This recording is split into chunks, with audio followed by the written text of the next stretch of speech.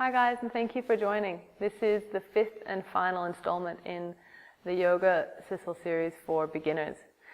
And in this sequence, we're exploring the floor. So variations or various postures, practice on the floor. That's seated postures, some twists, and some back bends. So let's get started. See you on the mat.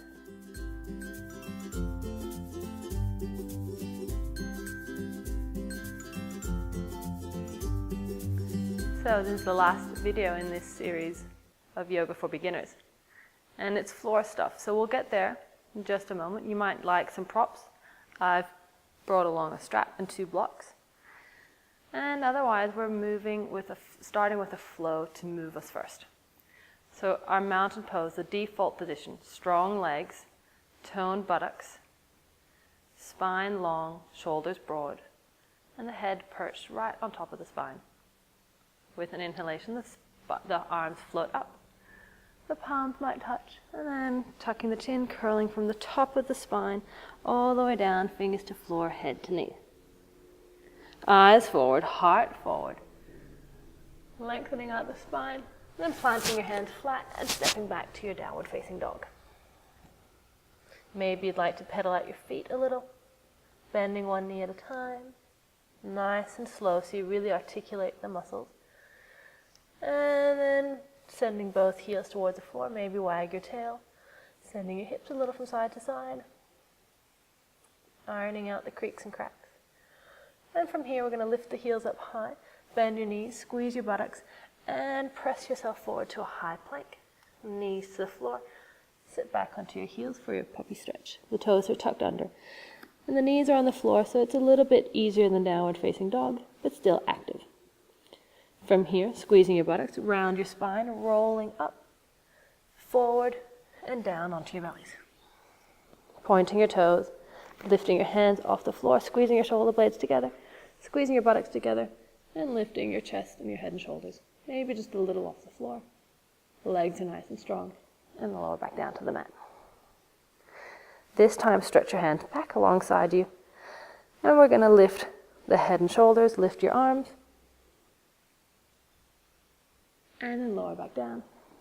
If your lower back feels okay, you might like to lift your legs as well. So lifting your legs, your arms, your head and shoulders, our locust pose, Shalabhasana. And then lower down. Hands next to ribs, tucking the toes, squeezing the buttocks, push up, and back onto your heels.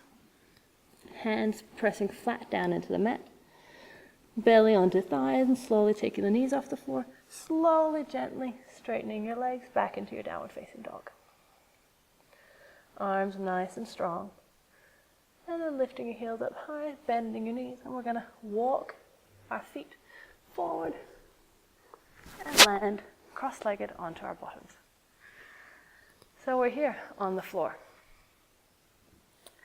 And especially for beginners, it's a really, really good idea to sit on something. So the block, great invention for yoga practices. Sit your butt up on the block. You want to sit on the front half of your block. And we're starting in staff pose, Dandasana. So that's legs out in front. And it's basically the default position for your seated postures. It's mountain pose in the spine, in the upper half of your body. Nice and tall. It's actually also mountain pose in the legs. There's just a 90-degree bend at the hips. So this might already feel like a struggle. If you feel like you're slouching backwards, bend your knees even more. And notice that as you try to pull your heels in towards your butt, you'll sit up nice and tall. You might also like to bring the block to the soles of your feet and then wrap the strap around the block. So now your feet have something to push into, your hand has something to hold on to, and you can also use these props to help sit you up nice and tall. Press the feet into the block so the feet feel like they're standing on something. Nice and tall, but the shoulders soft, the elbows are soft. Breath moving down into the belly. Maybe little by little, you can straighten your legs a little bit more. But because we're sitting on a block, we have to be very careful not to let our knees drop because of the gap underneath the legs. So always keeping the legs nice and strong and engaged, just like in your mountain pose. Now this might already feel very strong for the lower back and for the back of your legs, especially if you have lower back problems. You want to keep your knees bent. From our Dandasana, our staff pose, we're going to tuck the chin and we're going to slowly round forward towards our seated forward fold, Paschimottanasana. Bring your head toward your knees. And then releasing the strap, walk yourself back up. Bend your knees a lot, placing one block and the strap to one side, but keep the butt on the other block. And you can take your feet hip distance for this one and wrap your wrists over the top of your toes, so the feet and the soles of the feet and the palms of your hands meet up. So you're going to feel like a tight little ball. Bring your head toward your knees, and you have pull your spine away from the legs. Inhaling, heart forward, pressing your belly and your chest into the thighs. And then curl your head back down to the knees, pull your spine away from the legs. And then inch your heels a little further forward. The same thing. Look forward, belly and chest press to the thighs. And then curl your head in, head to knees, and pull your spine away. Feel it lengthening along the back of the body. And then inch your heels a little further forward. Round 3. Heart forward, belly and chest to thighs. Lengthening the spine. Very similar to our what we do standing forward fold. And then curl the head to the knees, pulling the spine away from the thighs.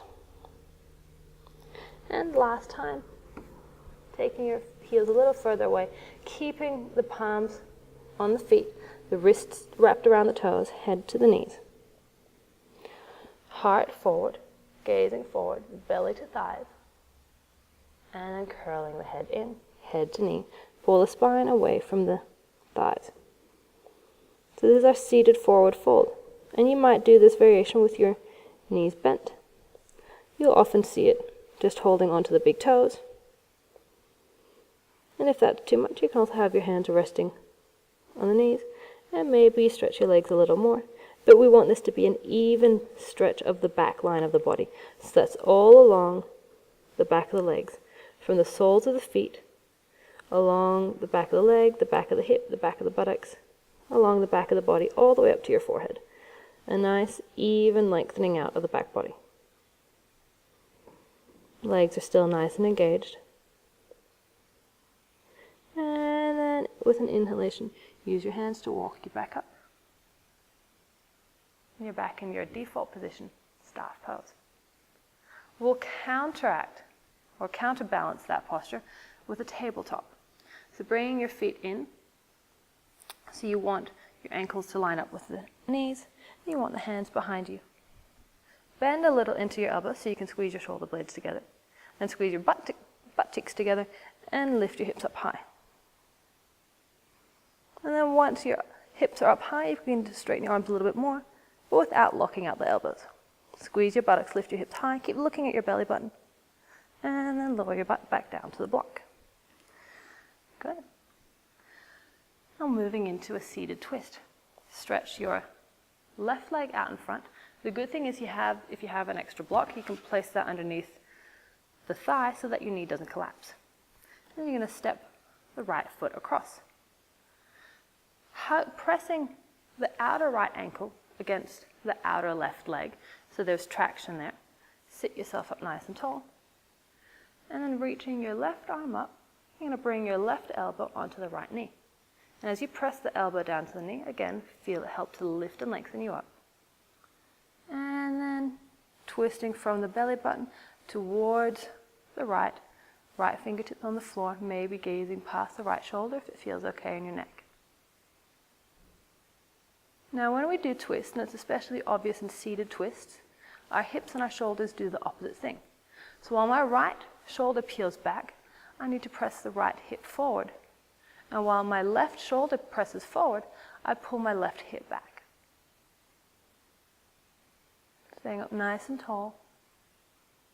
And then bringing the gaze back to center. Undoing the left arm. Undoing the right leg. And now I'm going to take the leg out to the side. So our seated head to knee pose. Janushirshasana. If your knee feels like it's up high, you can prop the thigh up. So once the thigh feels supported, the knee will be supported and it won't grip so much into the hips. But then you just need to be careful not to collapse into the straight leg. Line up your belly button to the inside of your left leg, and then walking your hands forward, curling over that front leg. Really important to keep that front leg nice and strong. Dig the heel down into the floor. Allowing the breath to move all the way down into the pit of your belly.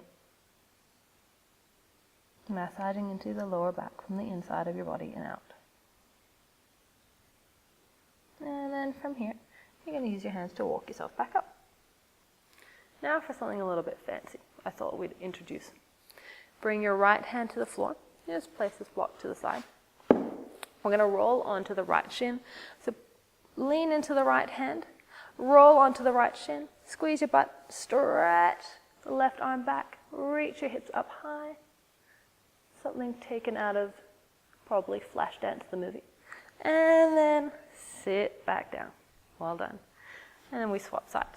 So the right leg out in front, block under the right leg, and the left knee bends. Left foot steps across. Now the traction is between the left ankle and the outer right leg.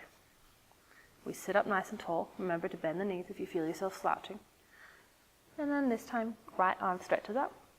Right elbow onto left knee, and then we twist from the belly button to the left. Left fingers rest on the floor. Again, they help to sit you up nice and tall. And while the left shoulder peels back, press your left hip forward. While the right shoulder moves forward, pull your right hip back. That way we take the twist out of the hips and into the spine, or out of the pelvis and into the spine.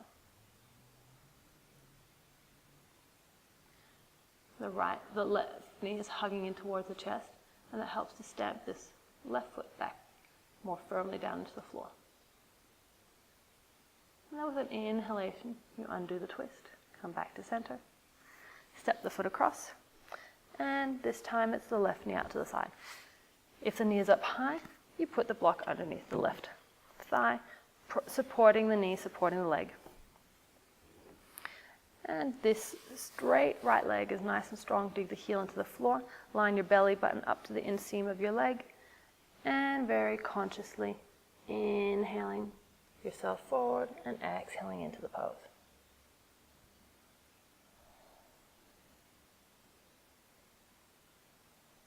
And that front leg might be bent a little, it might be bent a lot. You might be able to straighten it, but again, notice that you don't collapse into the back of the knee.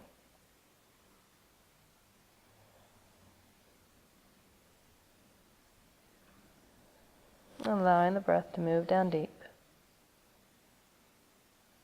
A lot of these seated forward folds are very introspective. Just noticing how you're feeling. After a few rounds of breath here, you walk yourself back up. And we do the fancy flash dance move on the second side. So just place that block out of your way. Left hand to the floor, bend into the left elbow, squeeze into your buttocks, and then reach up, up, up, and away. And gently float your butt back down to the floor. And undo your leg. Now you're ready to remove the block from underneath. And just place it to one side. Our boat pose, usually one of people's favorites. It took me about 10 years to love this posture. So first, holding onto the front of your knees. Lift your heels. And you might just balance here with the tip toes just on the floor. They might come just off the floor. So this is a little tiny version of a boat pose. It might be a little sailing boat pose. Beautiful. And this might be your preferred option for a while. And if you want to take it a little bit deeper, bring your feet to the floor, hold on to the back of your knees, and lean back so your arms straighten. And you get a 90-degree angle at the hips. And again, you might start with just taking the heels off the floor and balance here. Maybe you take the legs together, or maybe you take your feet just off the floor. So you're sitting on the front of your sit bone. You don't want to rock too far back. Don't rock your boat. Beautiful. Now maybe you can straighten your legs. Or maybe keep the legs bent, but instead release the knees and you stretch your arms out. Turn your palms up to keep your chest open. And one day you might be able to straighten the legs and stretch your arms and hold it here and maybe even enjoy it. Keep breathing. You might notice I'm shaking. It's hard, it's not easy. And then bring your feet to the floor. Hands on the knees. Just rest your head for a moment. Well done. Let the breath soften. Notice how fast your heart is beating. But it quickly slows down. And then after doing that strong core stuff, we're going to use that in our back bend. So lying onto your back, and you want your ankles lined up underneath your knees. Depending on the length of your arms, you might be just able to graze the tips of your fingers, middle fingers to the back of your heels. And we start little by little. Squeeze your buttocks and just tilt your tailbone up towards the sky so you feel your lower back press firmly into the mat. And then from here, keep the buttocks squeezing and the tailbone pointing up. Begin to lift the back of your hips off the floor. Feel the upper back pressing firmly into the floor. And then we begin to lift the lower back a little higher. We begin to lift the middle back. We begin to lift the chest up. Slowly, gently peeling the spine and the back body away from the floor. And then we're going to reverse it to lower back down onto the mat. So slowly lowering each part of your spine. Keep your buttocks toned to support the pelvis. And at the very end, the back of the hips and the tailbone. One more time, squeezing your buttocks. Point the tailbone up. And notice that as you squeeze your buttocks, your feet might push down a little bit more firmly into the mat, as if you're plugging them down into your mat. Then lift the hips off the floor. The lower back follows. The middle back follows. And finally, lifting the upper back away from the floor. Just the back of the shoulders pressing down, the arms pressing down. Turning your palms up, and maybe you shuffle your shoulder blades a little closer together. And then lower all the way down. Lowering from the top of the spine down to the tail. Last time. And here we're going to stay in the posture for a few breaths. If that feels appropriate for your lower back, at any time you can always come back down to the mat. So squeezing the buttocks, press the feet down, tailbone up. Rolling consciously along the spine. Like a wave of movement along the spine. And then staying here, shuffle your shoulder blades a little closer, bending your elbows, and interlace your fingers. Squeezing your shoulder blades a little closer, keep your elbows bent, push them down into the floor to lift your heart a little more towards the ceiling, and then maybe reach your knuckles towards the back of your heels. Buttocks squeezing, the hips are pressing towards the sky. The feet are pushing down into the mat. You feel a sensation of a sit-up, so we don't want to be sticking our belly up towards the sky. We're actually pulling the lower ribs in. And that helps to keep the lower back nice and long. And after a few breaths here, slowly release the hands, slowly rolling the spine back down, tailbone to the mat. Beautiful. Take your feet as wide as the mat. Lower your knees towards the left. And inhale the knees up to the center and across to the right. And rolling over onto your right side. Use both hands to gently push you up. We're coming back to a seated position. Grab your block. So you're going to place your butt back onto the block. We're coming into a seated wide-legged forward fold. Now I really love doing this up on a block because the height of the block will help the pelvis to tilt so it's more neutral rather than letting us slump backwards. So sitting up nice and tall. Start with the knees bent, because again, that helps the pelvis get a little bit more movement. And you might already notice that I'm falling to the front of the block, which is good. So falling to the front of your block, and then you begin to walk your hands forward and notice my block is lifting up. And it's like I'm sitting on a downhill. That helps to keep the spine or the pelvis neutral. And then maybe you can bring your elbows to the floor, maybe stay up on your hands. And once you've brought your upper body into your posture, you might be able to straighten your legs a little more. Maybe straighten your legs a little, maybe straighten your legs a lot.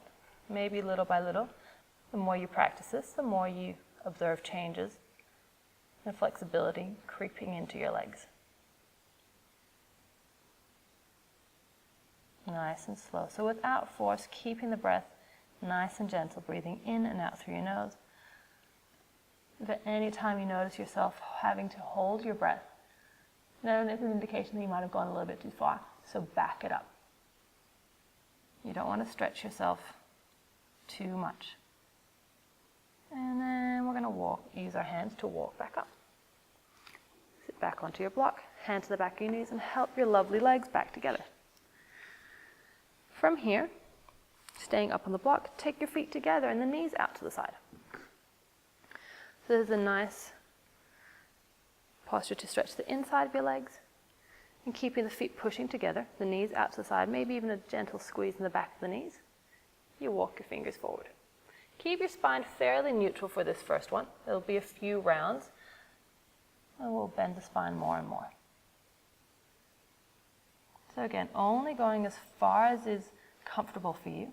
Keep pressing the feet together, squeezing the back of the knees. And then walk your hands back up. So that was round one.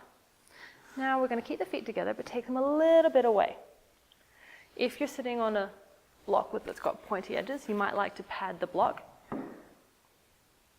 And you might also not need to sit on the block.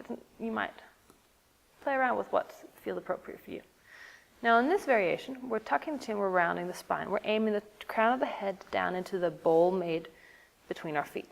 So tuck the chin, rolling down, and aiming the top of the head into the bowls of the feet. And if you feel like your feet are too close in, it might restrict the movement. So take your feet a little further away. You might notice you can get a little bit deeper. You notice again how this, just by changing the position of the legs, the stretch in the back of the legs and the back of the hips might feel a little different. We stay here for a few breaths. And then inhaling, let your hands push you back up. And one more round, we're going to take the feet a little further. So now we've got a bit of a diamond shape between our legs. And we're aiming the crown of the head down into the middle of the diamond. Fingers rest on the floor. Tuck your chin, and then rolling forward and down. Again, noticing how the position of the stretch might change. Fingers rest on the floor, they might rest on your feet or your shins. Just making sure your hands are supported somewhere so that your shoulders are supported. And then with the feet still pressing together, use your hands to push you back up.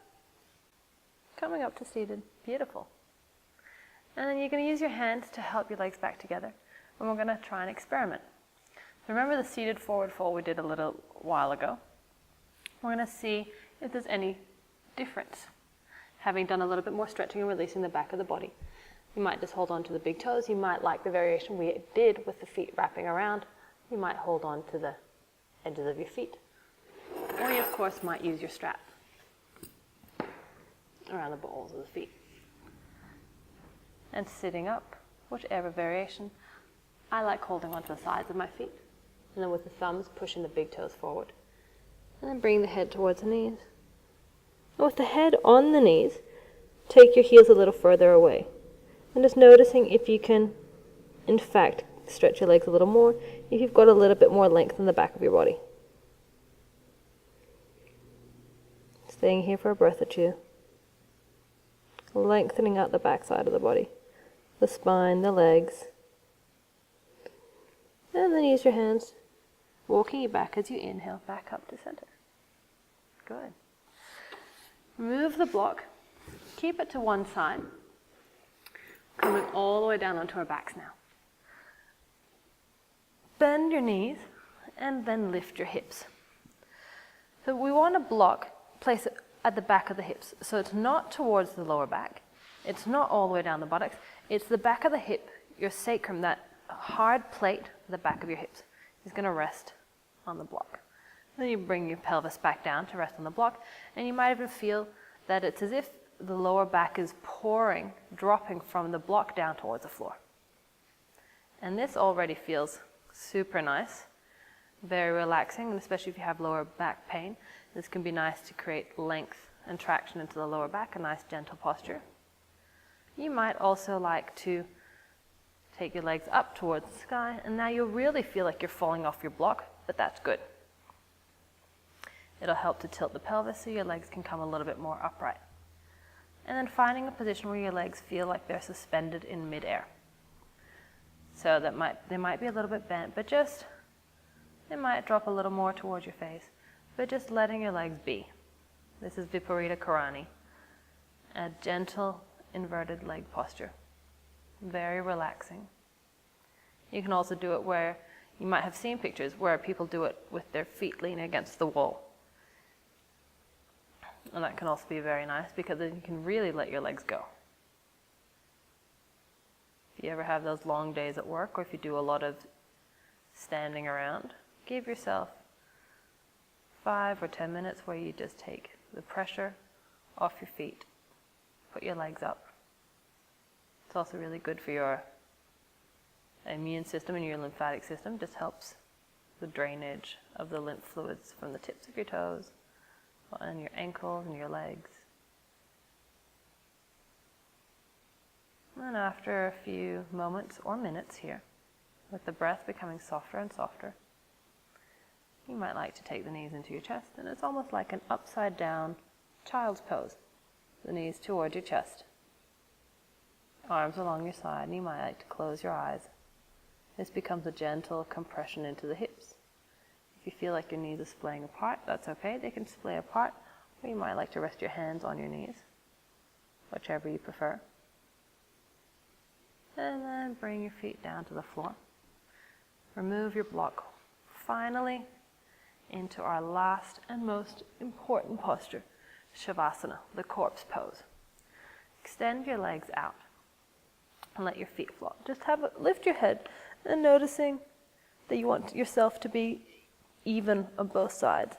So the same angle on your legs, and then rest your head back down on the floor and arrange your head so you're resting on the middle back part of your skull. A gentle, soft, relaxed drop of the chin. Lower back is nice and long. And then we close our eyes. Your arms are a little bit away from you. The palms face up. And you let your shoulders and your arm bones become really heavy. Shavasana is the most important part of your practice. This is where you stop all the doing, and everything you've done during your practice can be assimilated into your body. And there's a rule of thumb that says, allow your Shavasana to be, the length of your Shavasana to be about 10% of your overall practice. But it's of course allowed to be longer.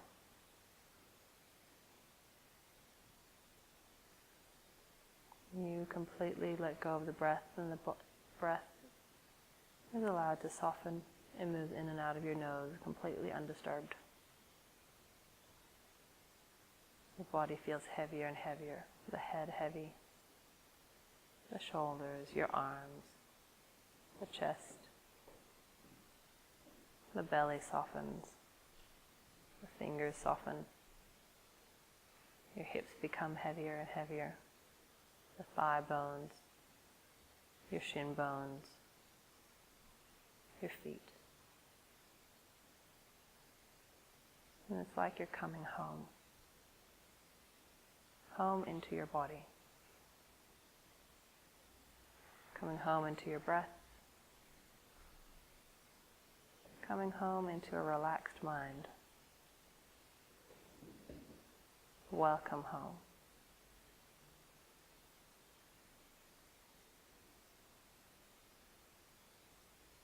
Staying here for as long as you need.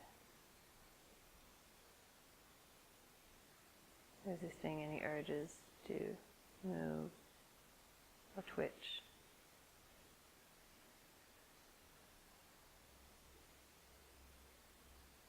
And then when you're ready to come out of Shavasana, you can start by just simply deepening the breath.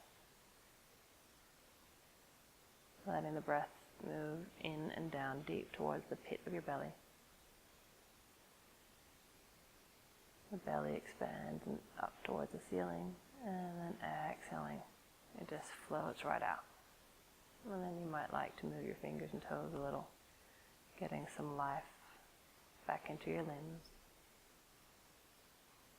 But seeing if you can maintain this state of relaxation. You may even keep your eyes closed as you curl over onto your side. Create a pillow with your arm. Let your head rest on that arm pillow. Again, just a moment. Everything can equilibrate, so you're able to sit up without getting a head rush. And again, maybe you still keep your eyes closed when we continue the journey. Use your hand to press you up. And then just give yourself a moment. Keep your eyes closed just a little longer. Sit into a comfortable position and let your hands rest somewhere, either on your knees or your legs or your lap, somewhere. Once your hands are supported, the shoulders can relax. And taking this opportunity to let everything inside and outside settle down. Imagining the glitter settling into the base of the snow globe. And I like to take this opportunity to notice what I'm feeling. Yoga practice can stir up some things. It might also calm some things down. So notice maybe physical sensations or emotional sensations or energetic sensations. Maybe you notice a particular part of your body. And then notice how you feel. Bring your palms together at your heart. Gently bowing your head, thanking yourself for all that you do for yourself, and thanking yourself for giving you and yourself time on the mat. And thank you for joining me. And opening your eyes, and welcome back. So that was the last video in this series. Maybe you feel ready to move on to my series for advancing your yoga practice. Or you might like to check out some of the other videos. If you have any questions or comments, leave them below or shoot me a message on Facebook. I look forward to hearing from you. Namaste.